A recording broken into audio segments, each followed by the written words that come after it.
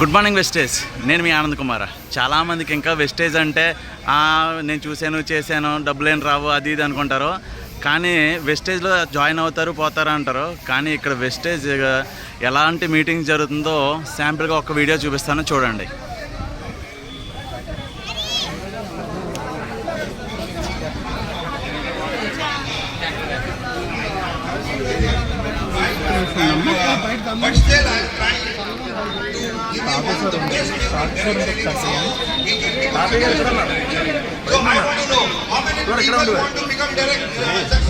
So ఇప్పుడు కూడా wastage లోపల ఖాళీ లేక బయట కూడా కూర్చున్నారు.